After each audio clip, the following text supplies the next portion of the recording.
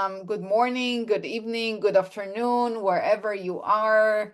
Welcome, everyone. Thank you for joining us today. I am Yael Kochman. I am the Chief Business Officer here at Bywid. And I'm super excited for today's webinar because we haven't had a webinar in a while, probably. I don't think we've had one this year. So it's the first one for 2025. So let's see if I can do some, I don't know, some drums or something here. The even more exciting thing is we have Michael Zakor with us on the webinar today. And, I've been following Michael for quite a few years now. If you are looking for the world's top video commerce expert, then you've just found him. And yeah, it's basically been on my list for a long time to have this conversation with you, Michael. So we're gonna have a fun conversation. We're gonna have fun for sure. I'm hoping that the audience will enjoy it as well and will learn something out of it. We're really hoping to get you guys some actionable tips on how to implement video commerce on your organization. But before we start, Michael, hi, thank you for joining us today. Hi, Al. It's a pleasure to be on. Thanks for having me. I assume that a lot of the people already know who you are, but maybe there are a few who are not. And yeah, maybe you can share a bit about your background, your story, yeah, what's your history with video commerce? Why do you think it's Sure. so interesting? Yeah, thanks. So I'm the founder and CEO of a company called 5 New Digital. We're a global advisory firm that lives at the intersection of emerging technologies, commerce, retail, and consumers. So we work with global brands, retailers, CPGs, and manufacturers on every aspect of digital enablement, the integration of online and offline retail, performance marketing, digital marketing. So we're a pretty full service agency. I'm also a managing director at an M&A firm called Sellside Group. And we do a lot of work there, and I do a lot of work there in buying and selling technology companies and consumer product companies. And I also head up investment for Tompkins Ventures. There we're looking at more startup early stage companies. The reason I mention all three is because it's sort of this triangle that I've built that gives me a unique 3-eye, if you will, view on what's happening in the marketplace, from a business point of view, from a digital point of view, from a early stage company point of view, and then working with buyers and sellers of mature companies and getting that perspective on what it takes to move from 0 to 100 and to succeed somewhere in the middle. So that's my background, 25 years at the intersection of emerging technologies and commerce. I came to video commerce literally as early as I guess a person could have. I've also had a business in China and Asia for the last 23 years. And so when Alibaba introduced Taobao Live, which was the planet's first live commerce streaming platform in 2016, I was on the ground there in Shenzhen and working with Alibaba and started doing live shopping probably, in mid 2016. So, it's only really entered the conversation substantially in the last couple of years in the West, but I've been advocating for the power of video commerce for almost a decade now. Why video? Why is it so important? I think there are 3 factors that have made video commerce, and we'll explain what that means, vital, right? So when we talk about video commerce, I use that term because it's more than just live streaming, which is a very important part of it, and it's more than shoppable video. it's a view towards your, certainly your online approach to go to market, but it's also an important part of how you integrate your online, your offline, your technology, your entertainment, your supply chain to build an integrated commercial experiential ecosystem, right? And so, you know, most brands and retailers today, we're all facing the same issues, right? Um, Cost of consumer acquisition has skyrocketed, and the cost of logistics and fulfillment has skyrocketed. And you have a retail is everywhere competitive landscape. So you have more competition and it costs more to do business, both online and offline.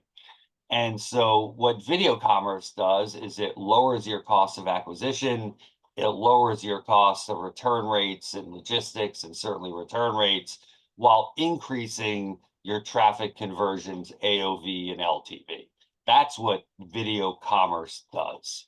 And I think the other important thing about video commerce and immersive commerce is that most brands and retailers are over leveraged on paid media, as opposed to what they can control in owned media and what they can control or participate in earned media, right? So we're over leveraged on paid media and we're over leveraged on paying the same three companies, you know, Google, Meta, and Amazon within that landscape. And so if you're a brand, say, you know, what is the future of this brand? What is the future of our retail organization? I can say with surety that we are seeing the transformation of e-commerce into v-commerce. So before we continue, so just for the sake of our audience today, um, so we want to create this conversation today as an open conversation. This is really a place for you guys to bring up any questions that you have about e-commerce, about v-commerce, about video, about pretty much anything. So if you do have a question for Michael, please put it in the Q&A, and we will try to get to all the questions. We'll add some Q&A time at the end. But we really want to make it more about, you know, what's interesting and what's relevant for you guys. And also just to understand, like, how many of you are already actively leveraging videos. We prepared a short poll here. Let's see if I can launch it. And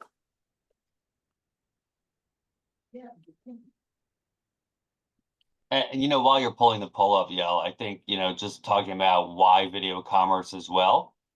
Okay, well, I'll answer that in a moment. So Yeah. there's the poll. We can continue talking while we give people Yeah. time to answer You them. know, I think there are two other key reasons why all brands, retailers, manufacturers, CPGs should be thinking about video commerce as a strategy, by the way, not as a tactic. It's a strategy, and then the different use cases for video within the v-commerce strategy, those are the tactics. But there are two things happening out there. One, we've seen the erosion of the funnel model of sales and marketing. You know, when you start at the top with awareness and you work your way through the funnel to purchase, that's not how consumers act or think anymore. In fact, when I started looking at the funnel model a few years ago in the face of this new retail model, I was shocked to learn. I thought the marketing funnel was something that, you know, the madmen of the 60s invented on Madison Avenue. And it turns out the It sales, probably is. huh? And it probably is. Well, that's what I thought until I did a little research and I found out the marketing and sales funnel models were created in the 1880s. So you're talking about marketers using a model that was created 140 years ago to address today's consumer journey, which is You're not what, talking about the whole kind of like awareness, yeah, consideration. yeah. When, right, how does that fit in a world where I'm scrolling through TikTok and immediately I see a video from a creator I like, and in less than a minute, I've bought the product. If you can, Yeah, or you know, today's journeys are like this, you know? They're So like this, and they're like this, and they're like a pinball, and they're non-linear, right? So that's reason number one. And reason number two, consumers have made it clear they have one overriding demand over all the others today, and that is spoil me or else. Spoil me or else I will find the brand, the retailer, the service provider who will. And part of the way you spoil your customer is by taking on a model that's more focused on points of experience rather than points of sale, right? You can turn virtually any point of great experience into a point of sale, but it's very hard to turn a point of sale into a point of experience, right? And so that point of experience has to be at every single touch point.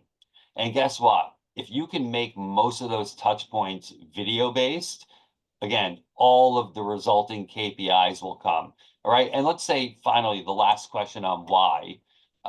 We've got a large group of people here listening to you and I today.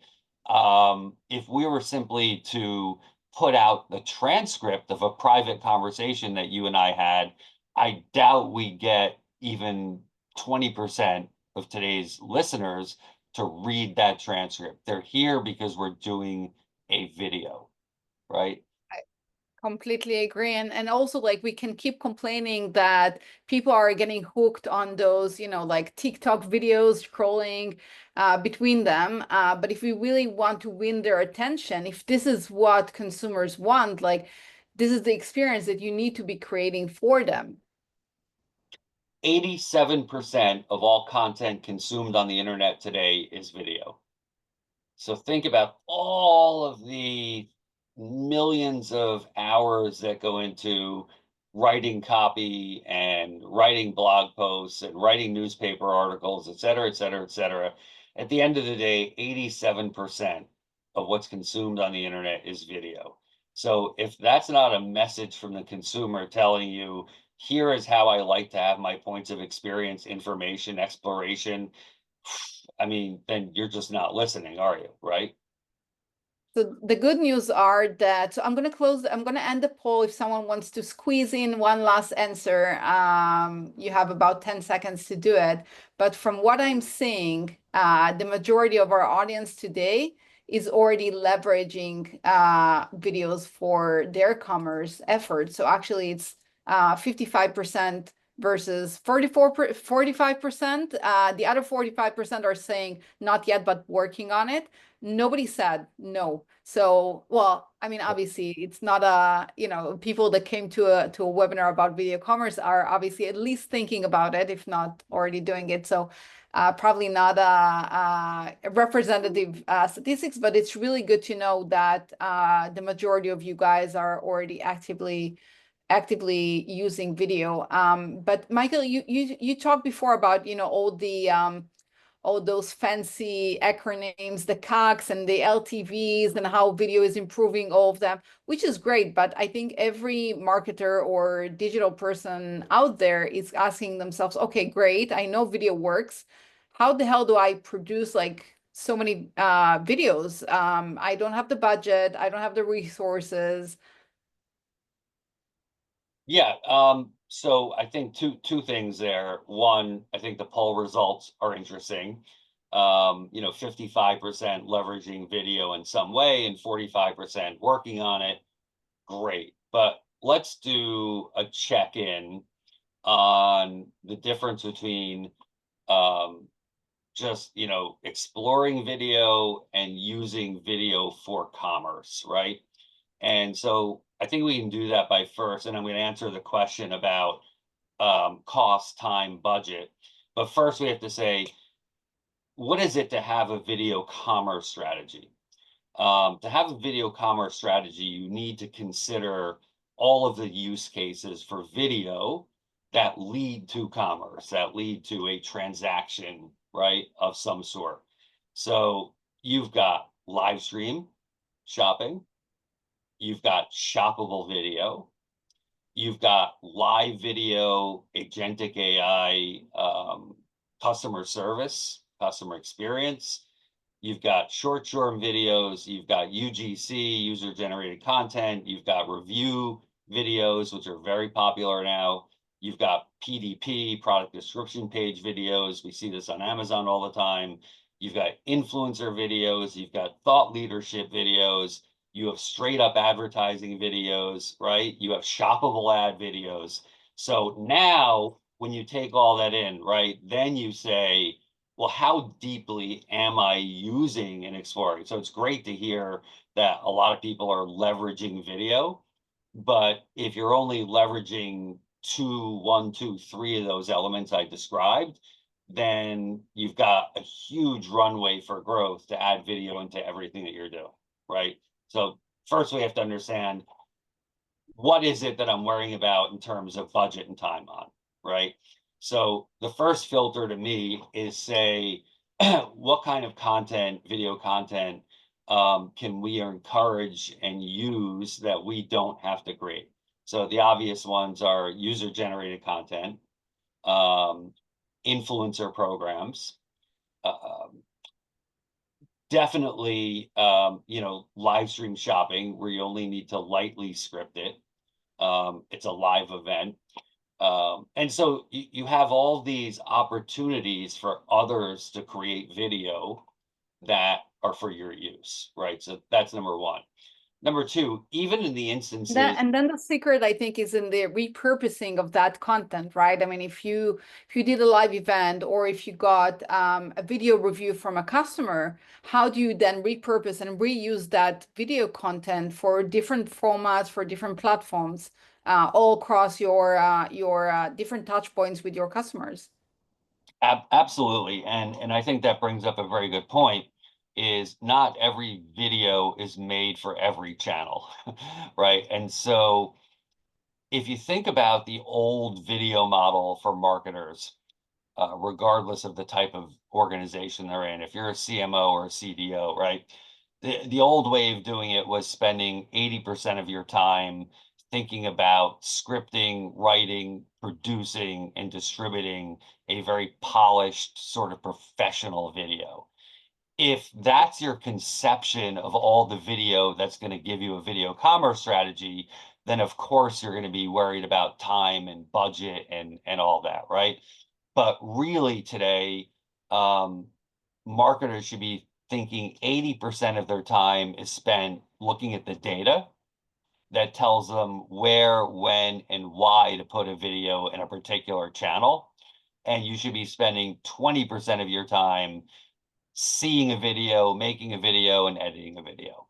So now all of that is said without even bringing generative AI into the conversation, where in our studio, we can turn one video, whether it's UGC, influencer, or a slick production, we can actually take one video and slice it into 1,000 different versions in about 5 minutes that accounts for geography, demographics, and oh, by the way, I just showed you a video on my vitamins.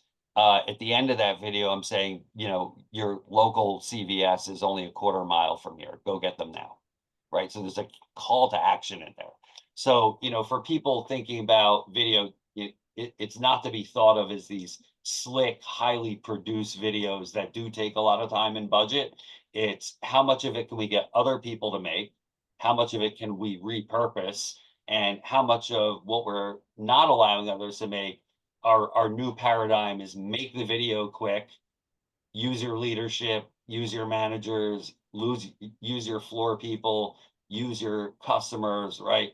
All of that goes into that video mix. And then to decide how much of that video is shoppable and how much of it serves another purpose in your video commerce ecosystem. Now, I got a question for you. One thing we didn't talk about as we gone through all these use cases, is retail media. What started out as Amazon, Walmart, and Target creating media advertising inventory at the end of the day has now mushroomed into everybody from Marriott to United in the services industry has some sort of retail media network. So I'm just curious to know from you what's coming down the pike on video and retail media, because that could be a game changer. I think I heard, I think it was Mark Williamson from Costco that said at NRF that retail media is media. At the end of the day, the purpose of media, since the early days of the Madman agencies, is to sell, right? So if retail media is becoming so prominent, and I think retail media today accounts for 20% of the entire ad spend in the US, projected to get to 50% by 2029. And if marketers are investing so heavily in retail media, and we know that video converts better than static ads, video is a much better experience for our users, why not bring video into retail media, right? Mm, So this is essentially what we just started working on at Bywit. So bringing our video commerce capabilities that are already being used by some of the largest retailers and brands in the world for their own D2C channels.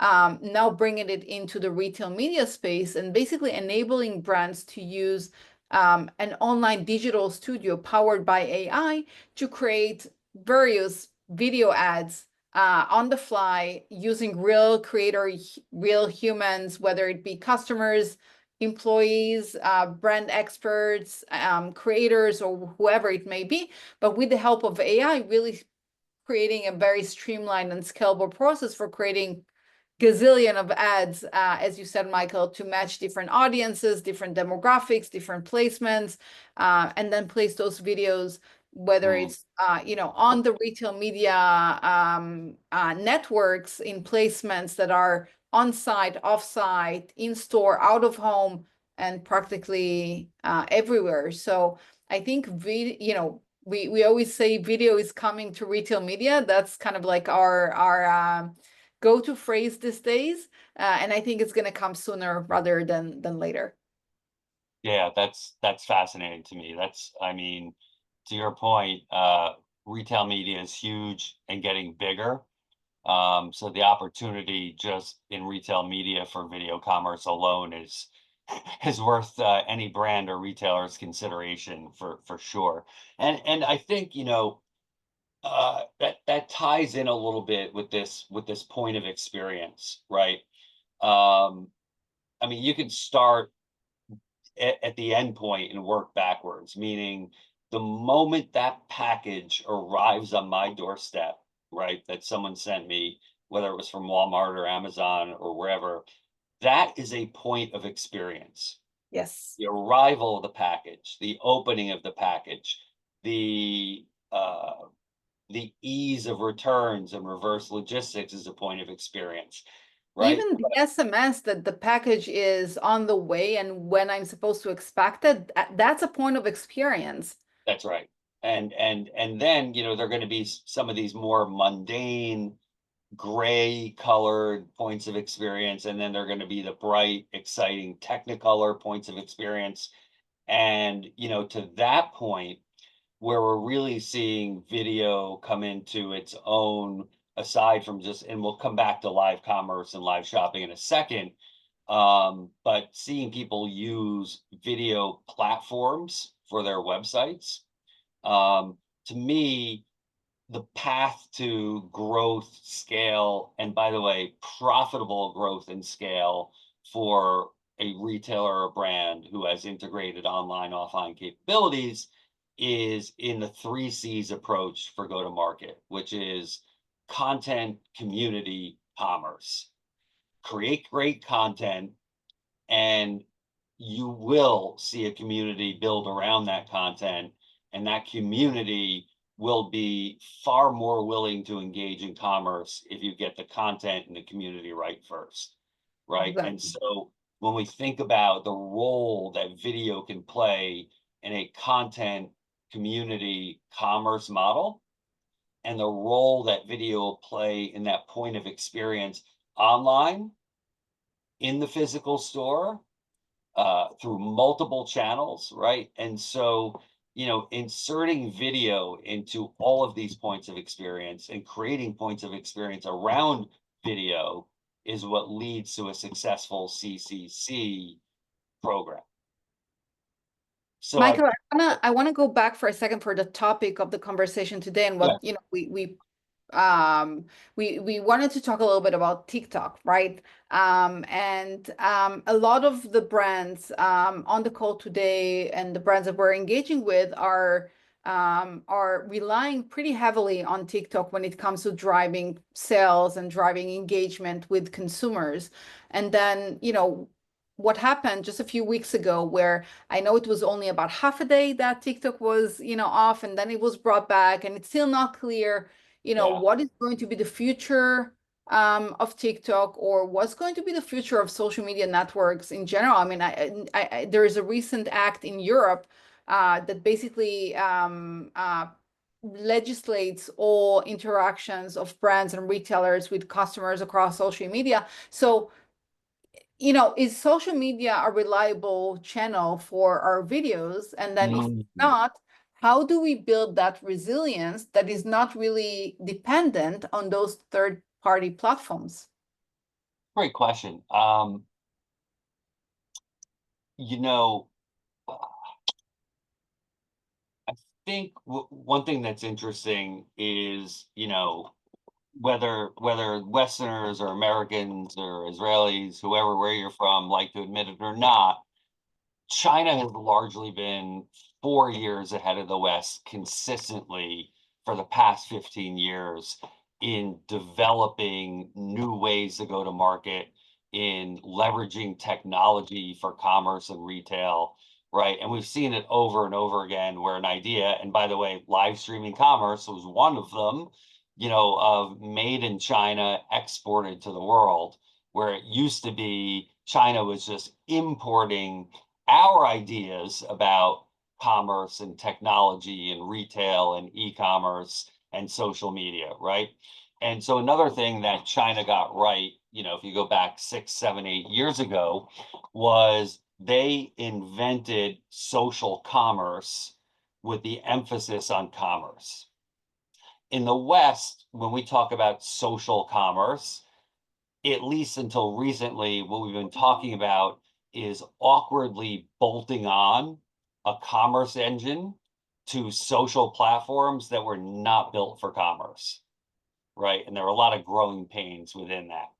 Yeah. Whereas when Pinduoduo was released in China 7 years ago, it was designed as a commerce engine driven by social, not a social engine with a tacked on commerce element. Okay.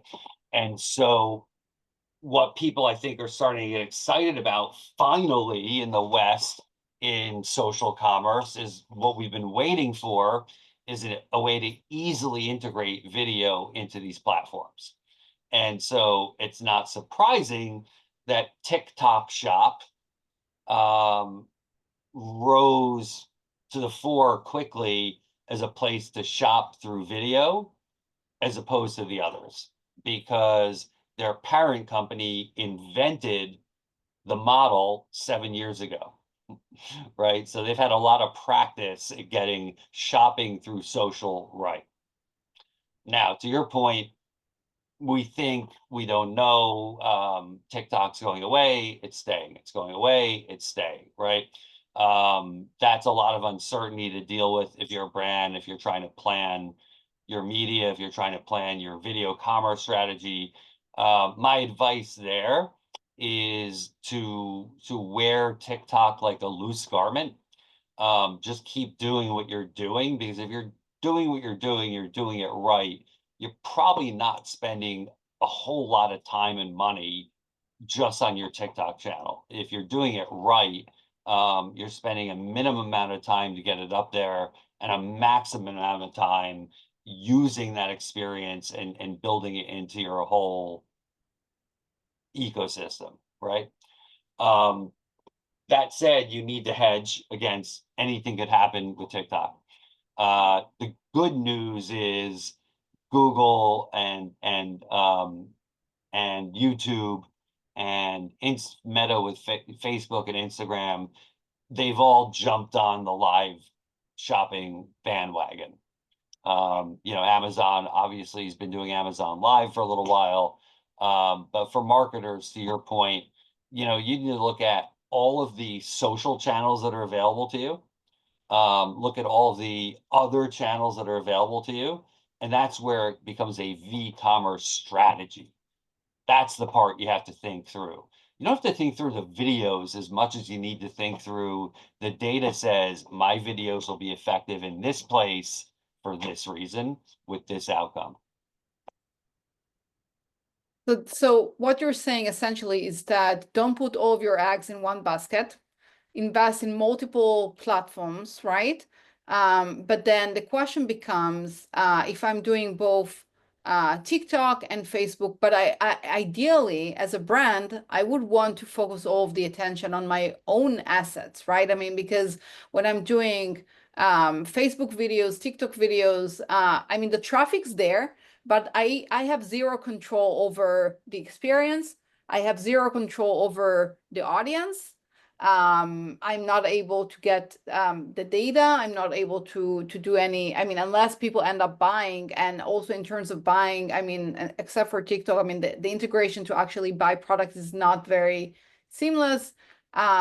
So like what should be the balance between investing in your own, kind of websites, apps, stores when it comes to video versus investing in those third-party platforms?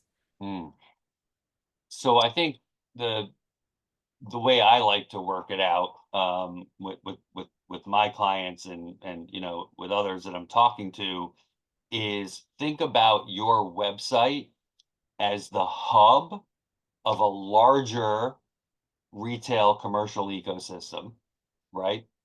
Because you've got the website, but you might also be doing live streaming, and you might also be doing wholesale, you might have your own physical stores. But think about the website as the hub. And so you need to be investing in video first and foremost for your site, right? And say, how do we, right? Here's what problem are you trying to solve? The problem we're trying to solve is that sadly, with the trillions of dollars that have been invested in the last 5 to 10 years, the vast majority of e-commerce sites still look, feel, and act just like they did 5 or 10 years ago. It's Or a even 20? or even 20 years ago. It's a flat screen, it's two-dimensional, and you're being asked to scroll, click a picture, scroll, read a PDP, scroll, put something in your cart, and then, oh, by the way, we have 70% cart abandonment rate. So how's that working out for you? And oh, by the way, the gold standard for e-commerce is still if you hit a 2.2% conversion rate, you're killing it. And I don't accept that. I can't accept that. I can't say that 30 years into the e-commerce experiment that losing 98 out of 100 people who visit you with a no sale is acceptable. Never mind laudable, right? And so invest in video for your website. Figure out how to use lightly produced, right? We want to call them corporate videos, and blend that with video reviews and UGC and influencer and live streams. Make your website the hub of all of that, and then make everything else bespoke, right? So to your point, you should be right. Change starts at home. So start with your website and then think about where does my video commerce strategy play in social? Where does it play in retail media? Where does it play in semi-pure play advertising? All right, now you're building an ecosystem around your hub.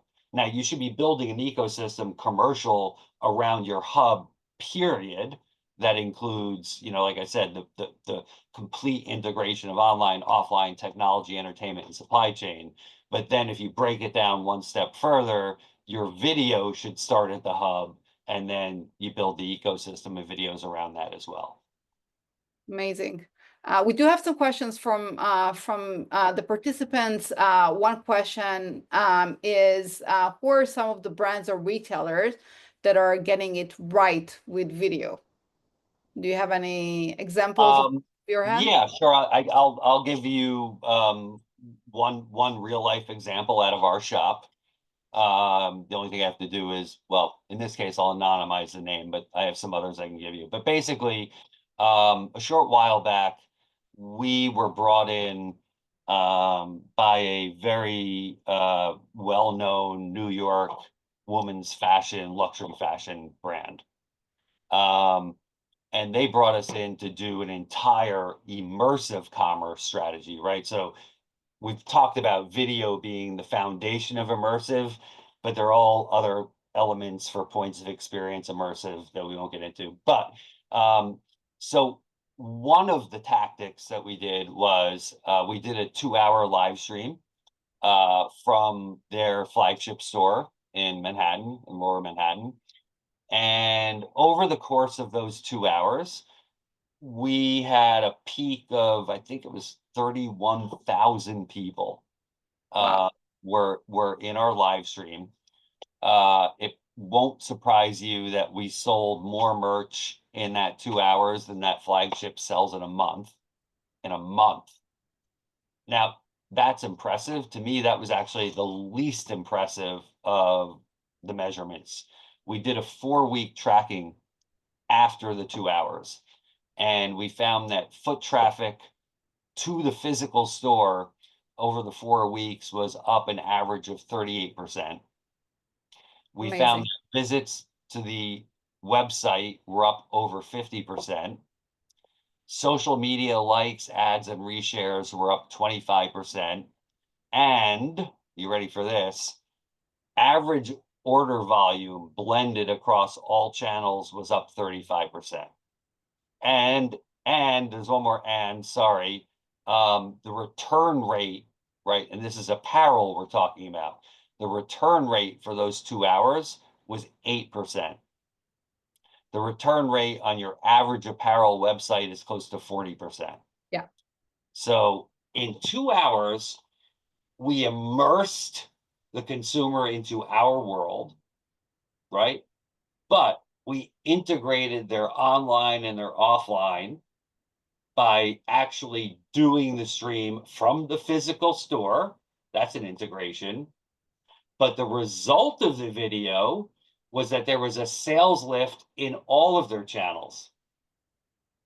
There was foot traffic or click traffic in all of their channels. So to me, that is a great example of immersive commerce and video commerce writ large, and with all the accompanying KPIs and metrics you would want out of that one tactic. that makes sense. And I think it really strengthened the point about experience and how strong it is when you're giving your customers an experience that really resonates with them and stays over time. And we're actually seeing similar numbers here as well. One of our clients is one of the largest consumer electronic brands. During Black Friday, they directed all of their promotions to a single live shopping event. Within an hour, they sold millions of dollars of devices. And then the great thing is, again, it's not about the live shopping event itself. It's about how they're then using that content, repurposing it into Mhm. shoppable videos that are being used across their website, their social media, and so on.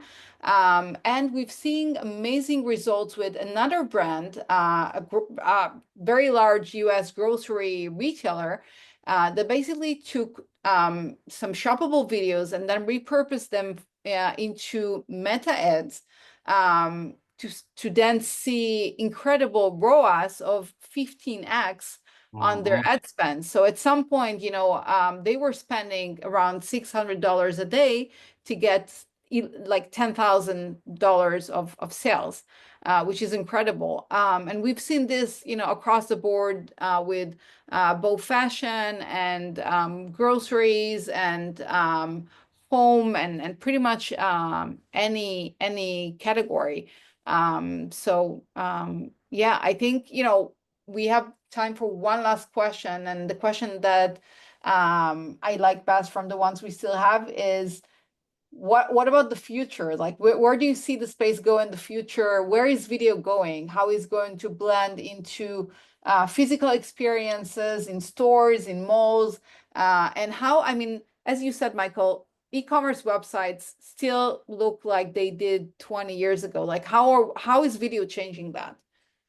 Yeah, I think that I love that question. So I think what you're going to see is the role of video is going to grow.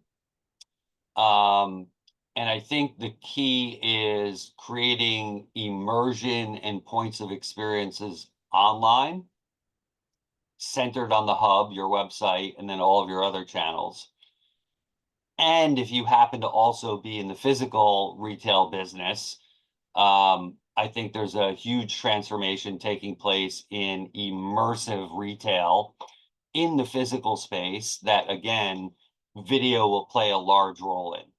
And my measuring stick for how a brand or a retailer is doing in that online, offline experiential paradigm is simple. If I walk into your website or I walk into your physical store, and for the 15 minutes, 30 minutes, 90 minutes that I'm there, if I've checked all my worries and thoughts and conceptions at the door before I walked in, and you grab me and you own me for 30 minutes, then you've got this right. Right? The difference between walking into a Macy's where the clothes are on the floor and the service staff is disinterested and the lighting looks like it's 1970s, and walking into a place like Cabela's or North Face or Camp Stores, that's immersive. And so the idea is, how do you create video immersion online, video immersion in the store, and then connect those two? If you can make me leave my life at the door when I walk in, you got it right. Amazing. I think with that sentence, we'll wrap up the session for today. Michael, thank you so much for joining us. And I really want to thank everyone who's joined us Yeah. today. If you Thanks, everyone. still have additional questions, both Michael and I will always be happy to chat. And yeah, enjoy the rest of your day. Thanks, Dale. Thanks, everybody, for coming today. Appreciate it.